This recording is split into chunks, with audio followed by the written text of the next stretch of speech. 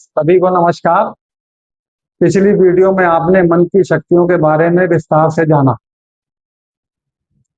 इस वीडियो में हम अवचेतन मन की शक्तियों के बारे में और विस्तार से और गहराई से जानेंगे कि इसकी शक्ति और क्या क्या है और यह मन हमारे शरीर में किस स्थान पर रहता है और यह पूरे ब्रह्मांड में कहाँ रहता है। क्योंकि जब आप किसी चीज के बारे में जान लेते हैं, यानी आपको सत्य का पता चल जाता है, तब आप उस पर कार्य करना शुरू कर देते हैं। हमारे जैसे साधारण मनुष्य तो मन के बारे में पूरा जानते ही नहीं और सब कुछ अनजाने में ही चल रहा है। मनुष्य के शरीर में साइंटिफिक, शास्त्रीय और शरीर विज्ञान की दृष्टि से संपूर्ण रहस्य है। आइए हम वीडियो के माध्यम से जानते हैं। तो चलिए देर न करते हुए शुरू करते हैं। यह आप जानते ही हैं कि जिन्हें हम भगवान कहते हैं, उनके जीवन में बहुत सारे लफड़े हुए, बहुत सारी परेशानियां भरा उनका भी जीवन रहा है। चाहे राम हो, चाहे कृष्ण हो, बुद्ध हो, नानक हो, चाहे कबीर हो, कोई भी महापुरुष, सभी महापुरुषों की लाइफ की बैंड ढंग से बजाई गई है। इसका मतलब कोई उनसे भी शक्तिशाली चीज है जिसने उन सबकी बैंड बजाई है, और आम मनुष्य का तो कहना ही क्या। लेकिन उन महान पुरुषों ने उस शक्ति को भी अपने काबू में करके ऐसे ऐसे महान काम कर दिए कि हम उन्हें भगवान कहने लगे। तो ऐसी कौन सी शक्ति है जो हम सबको जिंदा रखती है? पशु हो, पक्षी हो, मनुष्य हो, कुत्ते हो, बिल्ली हो, यहाँ तक कि हम सब भी उस शक्ति के द्वारा जीवित होते हैं या जीवित रहते हैं। और हम सबने सुना है कि उस शक्ति का नाम आत्मा है, और वह शरीर से निकल जाती है और शरीर मर जाता है। लेकिन हमारी आत्मा भी तो परेशान होती है। आपने सुना होगा कि हम कहते हैं कि उसने मेरी आत्मा दुखाई, अर्थात उसने हमारा मन दुखाया, हमारा दिल दुखाया। यानी कोई शक्ति है जो यह जानती है जिसके कारण हमें अच्छा या बुरा लगता है, और यह शक्ति पूरे ब्रह्मांड में है। आपने देखा होगा अंतरिक्ष में सारे ग्रह गोल गोल गोल गोल घूम रहे हैं, और यह सूर्य की आकर्षण शक्ति से घूम रहे हैं, सूर्य के चारों तरफ, और बिल्कुल कायदे से घूम रहे हैं, एक निश्चित क्रम में घूम रहे हैं। कायदे से तो उन्हें सूर्य में गिर जाना चाहिए उसकी गुरुत्वाकर्षण शक्ति के कारण, लेकिन यह नहीं घूमते, नहीं नहीं गिरते उसके अंदर, यह रुके रहते हैं। ब्लैक होल उन सभी ग्रहों को अपने अंदर निगल जाना चाहिए, ब्लैक होल को, लेकिन वह नहीं निकलता। आपको पता है कि यह ब्लैक होल ही महाकाली है। हमारे शास्त्रों ने हमें बताया है कि महाकाली ने जब ग्रहों को निगलना शुरू किया तो शिव चेतना ऑन हुई, और महाकाली ने शिव की छाती पर पैर रखने से पहले ही रोक लिया। अब यह साइंटिफिकली प्रूव हो चुका है, और उसका नाम है डार्क एनर्जी। और वह ना तो ग्रहों को एक दूसरे में गिरने देती है और ना ही एक दूसरे से दूर हटने देती है। यह डार्क एनर्जी पूरे ब्रह्मांड में घूम रही है। डार्क एनर्जी को हर समय एक शरीर चाहिए। इसके पास सारे आकाशीय रिकॉर्ड होते हैं, तथा यह हर समय शरीर के लिए लालायित रहती है। मुझे शरीर चाहिए, मुझे शरीर चाहिए, मुझे शरीर चाहिए। इसके पास हर व्यक्ति का रिकॉर्ड है, हर व्यक्ति का लेखा जोखा है। किसी व्यक्ति ने कब क्या सोचा, उसका क्या लेन देन बाकी है, किसका बुरा किया, किसका अच्छा किया, इसे सब पता है। और एक बार शरीर मिलने के बाद में उसे यह सब चाहिए, मकान, गाड़ी, बच्चे, सुख समृद्धि सब चाहिए। वह शक्ति है मन की शक्ति। यह सबके पास होता है, क्योंकि यह डार्क एनर्जी है, इसलिए यह तमस है, यह काली है, अर्थात तमोगुण। एक बार शरीर मिलने के बाद यह मरना नहीं चाहती। चाहे कुत्ता हो या बिल्ली हो या कोई भी पशु पक्षी हो या मनुष्य हो, कोई मरना नहीं चाहता। सबको मरने से डर लगता है, क्योंकि शरीर इन्हें बड़ी मुश्किल से मिला है। आप उसे छोड़ना नहीं चाहते। अगर चूहा हो, छछूंदर हो, सांप हो, जिसे मारना चाहोगे तो वो अपने बिल में घुस जाएगा या पानी में घुस जाएगा, अपनी जान बचाने के लिए हर संभव प्रयास करेगा। उसे शरीर से प्यार होता है। मनुष्य को भी शरीर से प्यार है।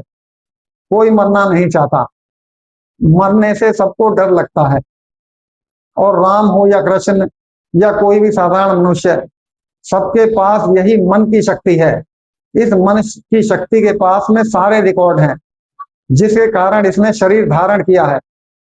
सिर्फ वासना है, यह तमस है, तमस। इसे हर समय कुछ चाहिए, मुझे मकान चाहिए, मुझे गाड़ी चाहिए, मुझे बंगला चाहिए, मुझे गर्लफ्रेंड चाहिए, सब कुछ इसे चाहिए, मुझे पद चाहिए, प्रतिष्ठा चाहिए, यानी चाहिए, हर समय कुछ चाहिए। ये कभी शांत नहीं बैठता, इसकी रह रहे दिन रात चलती रहती है। चलो भाई, मान लो मिल भी गया, मकान मिल गया, गर्लफ्रेंड मिल गई, शादी हो गई, बच्चे हो गए, सब कुछ हो गया, गाड़ी आ गई, और बड़ी गाड़ी चाहिए, और बड़ा मकान चाहिए, 2 मकान चाहिए। यह कभी संतुष्ट नहीं बैठता, इसे हर समय कुछ चाहिए, कुछ और, कुछ और, कुछ और। ये दिल मांगे मोर, मोर मोर चलता रहता है, हमेशा ये असंतुष्ट असंतुष्ट ही रहेगा। यह ही डार्क एनर्जी है। यह मन कभी संतुष्ट होता ही नहीं। मैं तुझे प्रेम करना चाहता हूं, लेकिन यह प्रेम नहीं चाहता, इसके पास केवल वासना है, और वासना हमेशा असंतुष्ट ही रहेगी। यानी इसे ऐसे समझें कि यह एलियन है, यह हमारे घर का है, हमारे ग्रह का है ही नहीं, यह दूसरे ग्रह का है। और आपको पता है कि शरीर में हमारे इसका स्थान कहां पर है? हमारे शरीर में इसका स्थान हमारे मूलाधार चक्र में है। पुरुष और स्त्री, नर और मादा के संभोग के बाद में जब बीज रूप पुरुष का वीर्य और स्त्री का रज यानी अंडा के अंदर की शक्ति मिलते हैं, तो उस शक्ति के संसार से हमारे मल्टी सेलुलर अंग बनते हैं और हमारे जन्म लेने की प्रक्रिया शुरू हो जाती है। यह सारा खाका कहां पर है कि यही चीज बनेगी? कुत्ते का कुत्ता बनेगा, बिल्ली की बिल्ली बनेगी, गधे का गधा बनेगा, मनुष्य का मनुष्य बनेगा, और यहां तक कि काले का काला ही बनेगा, गोरे के गोरे बच्चे पैदा होंगे। इस शक्ति का, यानी इस डार्क एनर्जी का, यानी हमारे मन का स्थान हमारे मूलाधार चक्र में है। इसे चक्रम चक्र भी कहते हैं, चक्रम चक्र। हमारे शरीर का यह हिप बोन है, यानी पेल्विक रीजन, पूरे शरीर का ढांचा इस पर खड़ा रहता है। यह हिस्सा शरीर के और अंगों से काला होता है, यही डार्क एनर्जी है, यानी अंधकार का देवता। इसके पास अंधकार की शक्ति है, और यह बहुत शक्तिशाली है, बहुत जबरदस्त शक्ति है। यानी कि शक्ति, यानी कि नेगेटिव एनर्जी, डार्क एनर्जी उसे कहते हैं। यह मन का वह स्थान है, टेलबोन सैक्रम यानी मूलाधार चक्र पर मन महाराज जी रहते हैं। मन महाराज जी मूलाधार चक्र पर रहते हैं। यानी मोटे तौर पर यह समझ के चले कि आत्मा को रेगुलेट भी यही करता है कि मैं आत्मा तेरे साथ रह रहा हूं। यह जब आत्मा शरीर से निकल जाती है तो वह आकाश एलिमेंट, ईथर और मन निकल गया, इन तीनों का कॉम्बिनेशन निकल गया और शरीर मृत हो गया। अगर शरीर जिंदा है, मन मर गया, तो भी शरीर निर्जीव हो गया, बस सांस चल रही है, कोई इच्छा नहीं रही। यानी मन के पास में इच्छा है, जीवन जीने की सारी इच्छा मन के पास है। जीवन में हमें जो भी सामाजिक सफलता नहीं मिलती, समझो कि हम नीचे के चक्र पर हैं, यानी हमारा नीचे का चक्र, मूलाधार चक्र खराब है। तुम मन के चंगुल में फंसे हुए हो, तुम्हें कुछ नहीं मिलेगा। मन के पास इच्छा है, पूरा करने की शक्ति भी है, लेकिन इसके पास नकारात्मक शक्ति है, डार्क एनर्जी। और ये क्या है? सबसे पहले नंबर पे आता है भय। इसके पास भय है। यदि आप डरे हुए हैं तो समझ लो आपका यह नीचे का चक्र खराब है। भय के अलावा काम, क्रोध, लोभ, मोह, अहंकार और ईर्ष्या हमारी आत्मा के साथ, मन के साथ जुड़ करके ये आता है, और इसके साथ फीलिंग की भी शक्तियां हैं। यदि आपको डर लग रहा है तो आप नीचे के चक्कर पर हो। क्रोध आ रहा है, ईर्ष्या हो रही है, बदला लेना है कि मार डालूं, साले को कत्ल कर दूं, आग लगा दूंगा, ये कर दूंगा, वो कर दूंगा, तो आप समझ लो कि आप नीचे के चक्कर पर हो, आप मन के चंगुल में फंसे हुए हो। कृष्ण कृष्ण के पास में, कृष्ण ने भी क्या किया? बड़े बड़े महान काम किए, क्योंकि ये लगातार सबको असंतुष्ट ही रखती है। ये यादों का देवता है। सारे सपने, सारे डेथ, यानी बार बार मरने की इच्छा करना, डर, आदमी के जीवन में एक दो बार ऐसे क्षण जरूर आते हैं कि उसकी मरने की इच्छा करती है कि यार इससे तो मर ही जाऊं तो अच्छा है। बार बार मरने की इच्छा करना कि यार हम मर ही जाएं तो अच्छा है। सपने आना मन की नकारात्मक शक्तियों से ही है कि कोई जो आदमी पर हावी हो गई है, कोई भी डरावने सपने, तो आप मन के चंगुल में फंसे हुए हो, मन आपको चूस मारेगा। इसलिए यह एलियन है, यह मृत्यु का देवता है, चाहे कोई कितना ही बड़ा क्यों ना हो। अर्जुन जैसे महारथी की भी इसने बैंड बजा के रख दी, महाभारत भी जीत गया, लेकिन मन के किसी कोने में नकारात्मकता बची रह गई कि ये अच्छा नहीं हुआ। जो आदमी पुरानी बातें करते रहते हैं, आपने देखा होगा, चाहे 40 साल के हो या 80 साल के बीच के उम्र के, वह पुरानी बातें करते रहेंगे। यार बचपन में कितने अच्छे दिन थे, बड़े अच्छे दिन थे, पुराने दिन बढ़िया थे, पहले के लोग बड़े अच्छे थे, बहुत प्रेम से रहते थे। जो ये कहते हैं करते करते थे, ऐसे करते थे कि कितना आनंद था। समझ लो कि वह बूढ़ा हो गया। बूढ़े लोग हमेशा ऐसी बातें करते रहते हैं, वह हमेशा पुरानी बातों को याद करके खुश रहते रहते हैं कि पुराना समय अच्छा था। असलियत में वहां कोई आनंद नहीं है, इस टाइम पर कोई आनंद वानंद नहीं है वहां पर, लेकिन आनंद की बातें करते रहते हैं। एक्चुअल में वहां कुछ है ही नहीं। समझ जाओ, ऐसे लोग मन की नकारात्मक शक्तियों में फंसे हुए हैं, उनके चंगुल में फंसे हुए हैं और वे बूढ़े हो गए हैं। वे सपने देखते रहते हैं, इनके पास अनवांटेड वांट्स होती हैं। जिसने इनको समझ लिया, मन को मन उसको रॉकेट बना देता है। जिसने अपनी साधना के द्वारा मन को वश करना सीख लिया, वह यह मन उसके जीवन को रॉकेट की तरह ऊपर ले जाता है और सुख समृद्धि से भर देता है। और ऐसा व्यक्ति दूसरों की जिंदगी को भी रॉकेट बना सकता है। और मजे की बात यह है कि अहंकार इसके पास है, यह किसी की नहीं सुनता, किसी की किसी को अपने से बड़ा मानता ही नहीं। मन की शक्ति इतनी जबरदस्त है कि आज हमने मोबाइल कंप्यूटर बना दिए, आज हमने फोन बना लिया, एक क्लिक पर हम लाखों का लेन देन कर लेते हैं। बस टाइम मशीन बाकी रह गई है बनानी। यह कल्पनाओं का देवता है, इसके पास कल्पना की जबरदस्त शक्ति है, लेकिन इसके पास सुख नहीं है। प्रेजेंट में रहने की शक्ति तो बिल्कुल नहीं है। कृष्ण ने अपने जीवन में कोई चमत्कार नहीं किया। ऐसा नहीं है कि उन्होंने कहा हो कि अर्जुन तू साइड हो जा, मैं अभी महाभारत का युद्ध खत्म कर देता हूं, एक सुदर्शन चक्र घुमाऊंगा क्योंकि इसकी स्पीड बहुत तेज है और एकदम महाभारत खत्म हो जाएगा। हम जल्दी जल्दी सब कुछ करना चाहते हैं। जिसे इसकी स्पीड को स्लो करना आ जाता है, यानी मन की स्पीड को स्लो करना सीख जाता है, जो मन उसके सारे काम खुद करके देगा। इसके सिलेबस का एक अवगुण आप में है, कोई सा भी एक अवगुण है तो यह आपको मार देगा या यह खुद को मार लेगा, क्योंकि यह मृत्यु का देवता है। इसके सिलेबस की चीज पीछे बताई गई है। इसके सिलेबस में सबसे पहले आता है भय, फिर काम, फिर क्रोध, फिर लोभ, फिर मोह, फिर अहंकार, फिर ईर्ष्या, और यह सजा का देवता है, यानी यह यमराज है। इसे हर चीज चाहिए। आज हमें यह सोचना है कि हमको इसके सिलेबस में नहीं रहना है। इसके सिलेबस की जो चीजें हैं, इसके सिलेबस की चीजों को छोड़ते जाएं, यह आपका सबसे बड़ा गुलाम हो जाएगा, यह आपको टॉप पर पहुंचा देगा। अगर आपके जीवन में सुख नहीं है तो आप इसके चंगुल में फंसे हुए हो, यह आपकी बैंड बजा देगा। और इसके चंगुल से बचने के लिए आपको काम, क्रोध, लोभ, मोह, अहंकार और ईर्ष्या और साथ में भय यानी डरने को भी छोड़ना पड़ेगा। डरना बिल्कुल नहीं है, किसी भी परिस्थिति में डरना नहीं है। इसको ठीक करने के लिए आपको लिसनर बनना पड़ेगा, सुनना पड़ेगा। कृष्ण कभी लड़े नहीं, अनंत नाथ पर थे, विशुद्धि चक्र पर थे, 16 कला परिपूर्ण। उन्होंने यह सोच लिया था कि मुझे नीचे के चक्र पर जाना ही नहीं है, यानी मूलाधार चक्र पर जाना ही नहीं है, हमें छोड़ना सीखना पड़ेगा।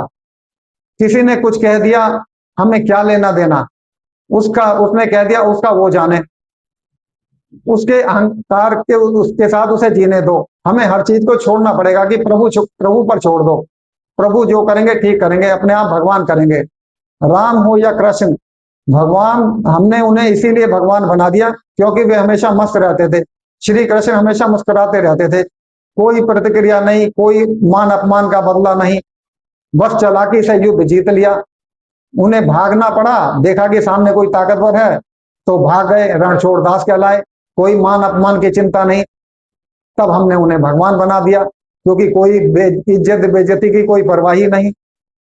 महावीर ने तो सीधा का सीधा अमृति परोस कर दे दिया। उन्होंने उन्होंने कह दिया कि बस क्षमा, क्षमा कर दो, बस सबको क्षमा कर दो। कृष्ण ने कभी घमंड नहीं किया। जो सब में भगवान, जो सब भगवान में है, जो, इसीलिए हम सबने उनको भगवान बना दिया। वे विशुद्धि चक्र पर थे, 16 कला परिपूर्ण। अर्जुन मूलाधार चक्र से भी नीचे पहुंच गया था, यानी वरुण चक्र पर, वहां से खींच करके ऊपर लाए हार्ट चक्र पर, और युद्ध जितवा दिया। बुद्ध ने भी सब छोड़ दिया, महल छोड़ दिया, पुत्र छोड़ दिया, रानी छोड़ दी, धन छोड़ दिया, राज्य छोड़ दिया। राम को भी छोड़ना पड़ा। सीखा, राजकुमार थे, राजपाट छोड़ा, महल छोड़ा, पिता को छोड़ा, भाइयों को छोड़ा, और सब मुस्कुरा कर किया। कोई आसक्ति नहीं, कोई दुख नहीं, कोई पछतावा नहीं। लोगों ने उनको भगवान बना दिया। ऐसा नहीं है कि उनकी जिंदगी में इस मन की शक्ति ने उनकी बैंड नहीं बजाई, लेकिन उन्होंने इस मन की नाक में नकेल डाल करके अपनी जेब में रख लिया और भगवान बन गए। गीता में भगवान श्री कृष्ण जी से अर्जुन ने पूछा कि इसकी मन की शक्ति को साधने की तरकीब क्या है, इसको कैसे साधा जा सकता है। तब श्री कृष्ण ने उत्तर दिया, केवल अभ्यास और वैराग्य से होगा, नहीं तो यह नहीं होगा। लगातार अभ्यास और वैराग्य, यानी डिटैचमेंट रखनी है, यानी भाड़ में जाए पर रहो, एक्सपेक्टेशन छोड़ दो। रामकृष्ण ने माफ करना छोड़ा। सीखो, सब कुछ छोड़ना सीखो, छोड़ कर दिखाओ। कोई इज्जत, कोई बेइज्जती नहीं की परवाह नहीं, तो आप इस मन के चंगुल से बाहर हो। अपने रिमोट कंट्रोल को अपने हाथ में रखो। यह एक्सपेक्टेशन का देवता है। देश की बड़ी बड़ी लड़ाइयां इसी की वजह से लड़ी जाती हैं। आप इससे लड़ नहीं सकते। यदि यदि आप किसी से एक्सपेक्टेशन रखोगे तो यह आपको चूस मारेगा और खुद को भी मार देगा। पत्नी पति को मार देगी, पति पत्नी को मार देगा। यदि आपका एक्सपेक्टेशन अपने घर, गाड़ी या किसी से भी है, उसी वजह से आपकी लड़ाई होगी। आपका मन असंतुष्ट रहेगा और आप मन के चंगुल में फंस जाओगे। लेकिन यदि आप छोड़ना सीखोगे, यह सब चीज खुलकर आपके, खुद चल करके आपके पास आने लगेगी। सुख जरूर आएंगे, लेकिन उसमें आसक्ति नहीं रखना कि मिल गया तो अब चौड़े हो गए। परमानंद की स्थिति में रहना है, कभी भी मिल जाए तो ठीक, नहीं मिला तो ठीक। छोड़ना सीखो। यह चीज स्वतः आपके पास चीजें आने लगेंगी। आप ये कहोगे कि ऐसा थोड़ी होता है, ऐसा तो कभी हो ही नहीं सकता। तो हम जन्म मरण करते रहते हैं। सुख किसी के जीवन में उपलब्धि नहीं होता। इस पृथ्वी लोक में जो आ गया, बड़े बड़े महापुरुष, राम हो, कृष्ण हो, बुद्ध हो, महावीर हो, सुखी रहे ही नहीं। लेकिन ये मन से संतुष्ट थे, ये ऊपर के लोगों पर थे, ये इसीलिए संतुष्ट थे। भगवान श्री कृष्ण ने अर्जुन से कहा, मन को कैसे वश में किया जाए, तो उन्होंने एक उत्तर दिया, अभ्यास और वैराग्य, इसके द्वारा इसको वश में किया जा सकता है। तो आज के लिए इतना ही। अगली वीडियो में बहुत ही शक्तिशाली तरीके से कैसे इस मन को अपने वश में किया जाए, अपने चंगुल में ना फंसने दिया जाए, इसके चंगुल में, इसकी नाक में नकेल डाल दी जाए, उसकी और भी गहरी और शक्तिशाली विधि और उसके अभ्यास का तरीका अगली वीडियो में विस्तार से बताया जाएगा। तो कृपया अगली वीडियो का इंतजार करें। और इसमें जो विधि बताई गई है मन की नकारात्मक शक्तियों की, एक तो भय, यानी डरना नहीं है, काम, क्रोध, लोभ, मोह, अहंकार और ईर्ष्या, इनसे दूरी बना के रखनी है। धीरे धीरे धीरे, एकदम से नहीं होगा, अभ्यास से होगा। अभ्यास करते रहो और सांस को साधते रहो। तो आज के लिए इतना ही, तब तक के लिए धन्यवाद।